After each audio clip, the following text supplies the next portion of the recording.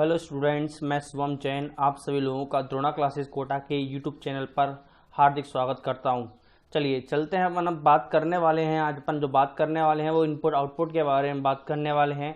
Input output का ये episode number 5 है गाइज।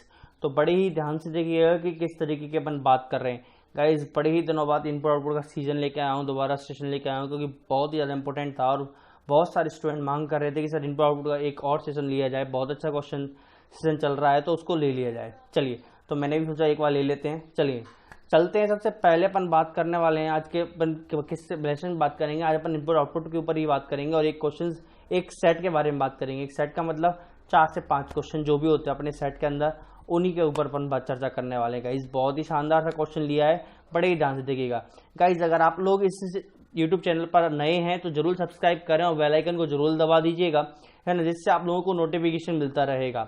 चलिए चलते हैं। मैं पहला क्वेश्चन आप लोगों के लिए लेके आता हूं। पहला क्वेश्चन क्या है, आप लोगों की स्क्रीन पर आ चुका है गाइस, जैसा कि आप लोगों को यहाँ पर दिख रहा है, ठीक है ना। अब इस क्वेश्चन को आप लोगों को एनालिसिस करना होता है। एक्चुअली इसमें काम जो होता है वो एनालिसिस का होता है, तो एनालिसिस आप लोगों को ध्यान से करना है कि सर हम कैसे एनालिसिस करेंगे। मेन पॉइंट जो होता है वो एनालिसिस का होता है, ठीक है ना। चलिए तो एनालिसिस कर लेते हैं। हमेशा मैंने आप लोगों को बताया कि पहली दूसरी लाइन को देखो और लास्ट में सीधा आउटपुट देखो, पता लग जाता है एनालिसिस क्या हो रहा है, ठीक है। देखिएगा, ये आपका जो इनपुट दे रखा था इसमें आप लोगों ने सबसे पहले किसको ले लिया सर, 26 को आगे कर दिया, क्योंकि ये फर्स्ट स्टेप में बता रहा है कि नहीं बता रहा है, यहाँ पर बता रहे थे कोई 26 आगे कर दिया कि नहीं कर दिया अपन ने, है ना। अब क्या किया है सर, टॉक तो ऐसा का ऐसा है 61 सेम टू सेम है, मून ऐसा का ऐसा है 88, मतलब बॉक्स गया गया कि नहीं गया। अब बॉक्स कहाँ गया सर, पीछे की साइड गया। कहाँ गया, पीछे की साइड।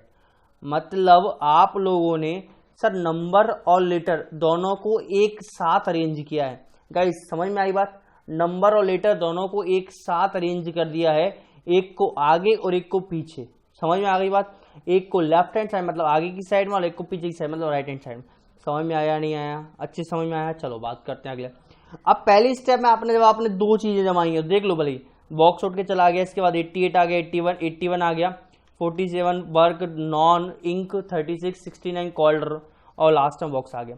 अब अगली स्टेप में देखते हैं सेकंड क्या किया है। सेकंड स्टेप में सर 26 से बड़ी संख्या कौन सी है सर, 36 है, तो 36 को उठा के लेके गया। अब 36 को कहाँ लेके गया, उठा के बाहर की साइड लेके गया, ठीक है ना।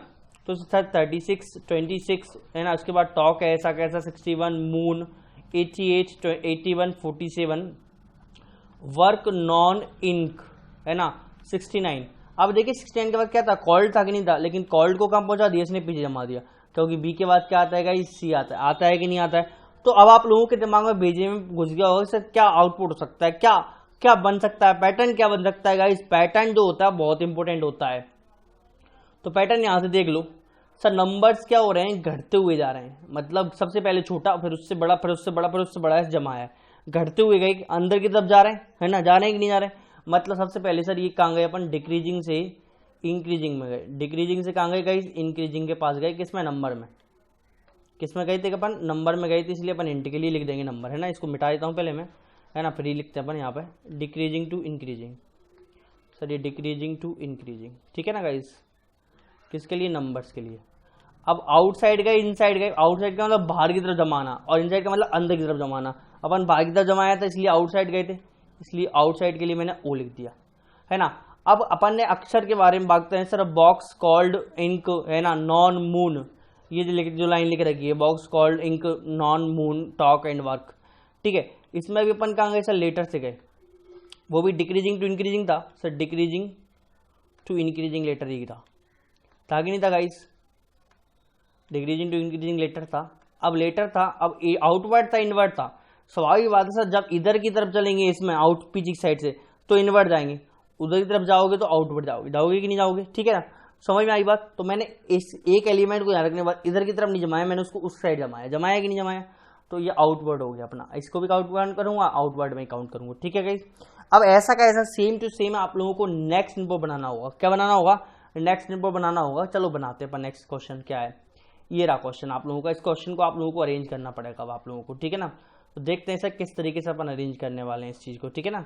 चलिए मैं शॉर्ट टू शॉर्ट चलूंगा, है ना, ज़्यादा अपन टाइम वेस्ट नहीं करेंगे, जिससे आप लोगों का टाइम वेस्ट नहीं होगा, है ना। स्टेप 1 सीधा फटाफट से स्टेप 1 में सबसे छोटा नंबर आएगा, सबसे पहले सबसे छोटा नंबर 19, हाँ 19 ये। चलिए उसके बाद सर 89 आ जाएगा, ऊ का W ले लिया है ना, रूट का मैंने R ले लिया, 19 मैंने जमा दिया है ना। अब अक्षर भी देखना है तो सबसे छोटा अक्षर कौन सा है, डी है ड्रिंक है ना, तो डी लास्ट में चला जाएगा। शॉर्ट बाई शॉर्ट कर रहा हूँ जिससे एग्जाम में टाइम कम लगेगा गाइस, है ना। रूट के बाद सर 19 तो हो गया अपना, पहुंच गया है तो 46 है ना, नियर का N। अब ड्रिंक पीछे जाएगा इसलिए ड्रिंक को रख लो यहाँ पर, बाकी सबको पहुंचा दो। LG 61 23, अंडर का U 71 और 97 क्या आएगा 97, और अपना क्या रहेगा सर ड्रिंक का D, ठीक है ना। चलिए अब मैं बात करता हूँ स्टेप नंबर 2 के बारे में। किसके बारे में बात कर लूँ, स्टेप नंबर 2 के बारे में।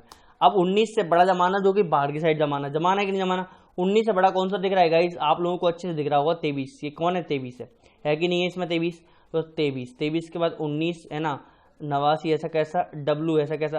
अब सर D के बाद वाला मतलब G जमेगा है ना, तो W के ऐसा कैसा के बाद R 46 NL 61 23 आप जमा चुके हो, U 71 97 है ना, और D, और D के बाद क्या जम जाएगा अपना G का मतलब क्या हो जाएगा गोल्ड। समझे, शॉर्ट करो फटाफट होगा, जल्दी से, टाइम ज़्यादा वेस्ट नहीं करना है गाइस, है ना। अपन को यहाँ पर अपन शॉर्ट टू शॉर्ट शॉर्टकट चलना है, आगे नहीं बढ़ना है अपन को, ज़्यादा स्पीडली भी नहीं चलना है और शॉर्ट चलना है जिससे जल्दी जल्दी क्वेश्चन हो जाए, आप लोगों को समझ में भी आना चाहिए लेकिन, है ना। चलिए तो अब सर 23 19 से बड़ा 23 से बड़ा कौन सा है सर, अगर बात की जाए सर 23 से बड़ा कौन सा है तो सर 46 दिख रहा है मेरे को, तो 46 जमा लो 46। और अल्फाबेट में सर L है, अल्फाबेट में कौन है गाइस, D जम गया, G जम गया, G के बाद क्या आता है L आएगा, ठीक है ना। सर 46 जमा दिया, 23 19 89 W R 46 चला जाएगा है ना, तो N L भी चला जाएगा 61 है ना, U 71 97 D G और L का मतलब लिंक, ठीक है। चलिए आगे चलते हैं, स्टेप 4 पे चलते हैं। 46 से बड़ा कौन सा है गाइस, अगर 46 से बड़ा बात करें 61, ठीक है ना, तो अपन 61 जमाएंगे इस बार। लेकिन L के बाद अब L के साथ में कौन जमाने वाले हो, N जमाने वाले हो, क्या जमाने वाले हो गाइस, N जमाने वाले हो, है ना। चलिए 61 46 23 19 89 W R, अब N जमाने वाले हो आप, तो 61 जमा ही दिया है आपने, और है ना, तो U 71 97 D G L और N का मतलब क्या है यहाँ पर नियर, ठीक है गाइस। चलिए तो स्टेप नंबर 5 जमाते हैं अपन। अब स्टेप नंबर 5 के बारे में बात करता हूँ, तो स्टेप नंबर 5 किसके बारे में बात कर रहा है, किस चीज़ के लिए कह रहा है वो आप लोगों से।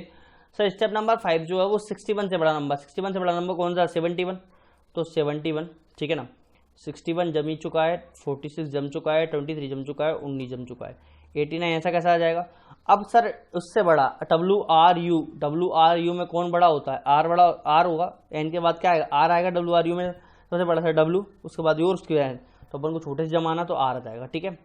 तो W है ना, U 71 97 D G L N और R, ठीक है गाइस। चलिए स्टेप नंबर 6 ले लेते हैं अपन, स्टेप नंबर क्या ले लेते हैं, 6 ले लेते हैं। आप 71 के बाद क्या जमने वाला है सर, 71 के बाद सर 89 जमने वाला है कि नहीं जमने वाला गाइस, है ना। और क्या जमने वाला है सर, U जमने वाला है, ठीक है ना। तो 89 71 61 46 23 19 89 गया, W जैसा कैसा रह जाएगा सर, 71 तो हो चुका है, तो ये 71 जब हो चुका है तो यहाँ पर तो अपन लिखेंगे नहीं 71 को, है ना, इसलिए मैंने करेक्ट कर दिया थोड़ा सा, ठीक है। तो ये 97 ऐसा कैसा सर, D है ना, G L N और R, और अब क्या जमाया, E जमा दिया, ठीक है गाइस। चलिए आगे चलते हैं, स्टेप नंबर 7 पे चलते हैं, ठीक है ना। अब कौन सा है सबसे बड़ा सर, 97 है ना, 89 है, 71 61 46 23 19, ठीक है ना। अब सर W भी जाएगा और G भी जाएगा, तो D G L N R U और W, ठीक है, ये जम जाएगा फाइनल आउटपुट। पूरे वर्ड लिखने की जरूरत नहीं है, अपन को फटाफट से सॉल्व करना था, क्योंकि क्वेश्चन का आंसर फटाफट देना था, इसलिए शॉर्ट में कर दिया, ठीक है।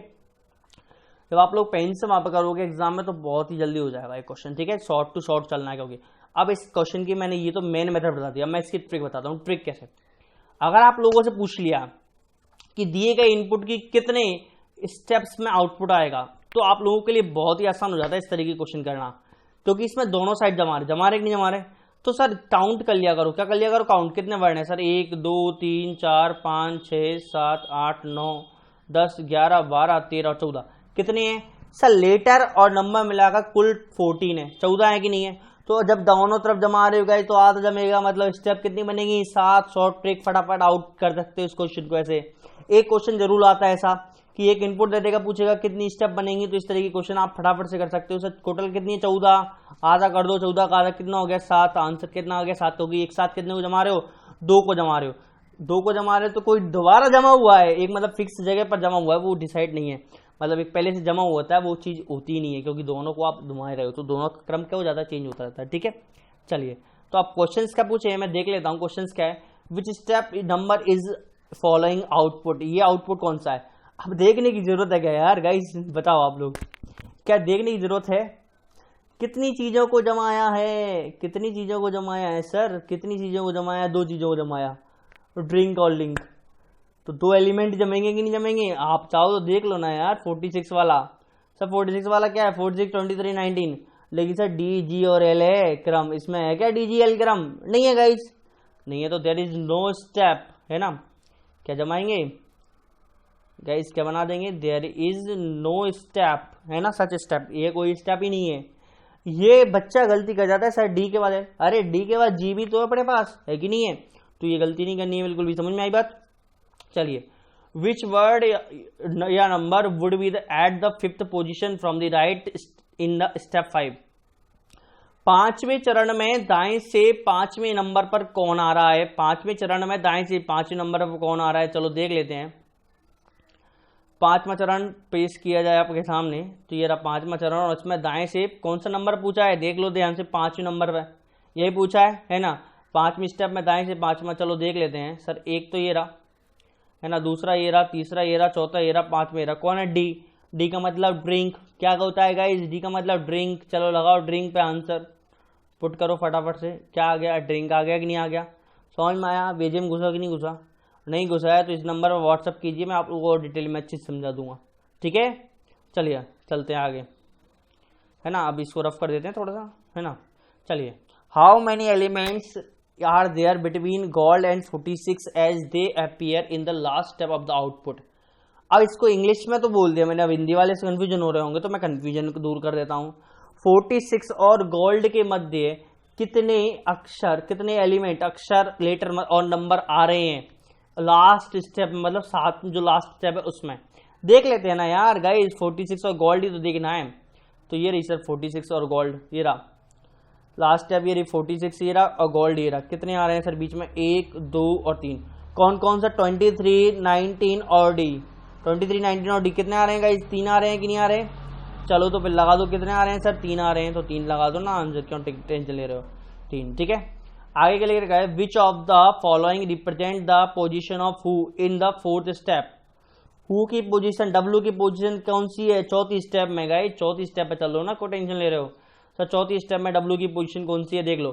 बाएं और दाएं दोनों से ज्ञात करना, पता नहीं सर लेफ्ट एंड राइट कैसे बनने वाला है ना, तो लेफ्ट से कौन सी सर, पहली दूसरी तीसरी चौथी 5वीं और छठी, 6 नंबर लेफ्ट से है, और राइट से कौन सा सर, पहला दूसरा तीसरा चौथा 5वां छठा 7वां 8वां और 9वां है, देख लो, गिन लो भले दोबारा से, आप लोग चाहे तो गिन सकते हो, है ना। चलिए मैं आपको एक बार फिर से 4th स्टेप के बारे में बात करी गई थी सर, 1 2 3 4 5 6 7 8 और ये 9, 9वीं है ना। इधर से अगर बात की जाए तो 1 2 3 4 5 और छठी है, ठीक है ना। चलिए लेफ्ट और राइट से आ गई आपकी पोजीशन, चलिए देख लेते हैं सर। 6 टू द लेफ्ट, ठीक है, ये लिख रखा है यहाँ पे अपने, है ना, थोड़ी सी टेक्निकल मिस्टेक आ गई, चलिए देख लेते हैं, कोई बात नहीं। तो लेफ्ट से कौन सी है sir, 6 left, 6 to the left, फटाफट से हो जाएगा आंसर, क्योंकि यहाँ पर मैंने पीछे अपीयरिंग कर रहा हूँ, वहाँ पे आपके एग्जाम में क्वेश्चन पेड होता है, आपको ऑटोमेटिक सॉल्व हो जाएगा नहीं हो जाएगा गाइस, तो गाइस क्या जाएगा 6 फ्रॉम दी लेफ्ट। समझ में आ गई बात आप लोगों को अच्छे से, कोई समस्या नहीं है ना। चलिए, तो अपने ये इनपुट आउटपुट का क्वेश्चन था आप लोगों के लिए, बहुत अच्छा था ये क्वेश्चन, ठीक है। उम्मीद करता हूँ आप लोगों को सेशन समझ में आया होगा कि किस तरीके से अपन बात कर रहे हैं, क्या क्या बात कर रहे हैं। जो भी आप लोगों को डाउट है वो आप लोग इस नंबर पर कॉन्टेक्ट करके मेरे से पूछ सकते हैं। चलिए ठीक है गाइस, मिलते हैं नेक्स्ट लेक्चर में, धन्यवाद जब तक के लिए। नेक्स्ट लेक्चर में आप लोगों को से बहुत ही अच्छी तरीके से क्वेश्चंस नेक्स्ट और भी अच्छे क्वेश्चंस लेके आऊँगा, है ना। और जो नेक्स्ट लेक्चर में जो सेशन लेके आऊँगा वो रीजनिंग के ऊपर, रीजनिंग के कुछ इंपॉर्टेंट क्वेश्चंस के ऊपर सेशन लेके आऊँगा। धन्यवाद, good night, thank you guys.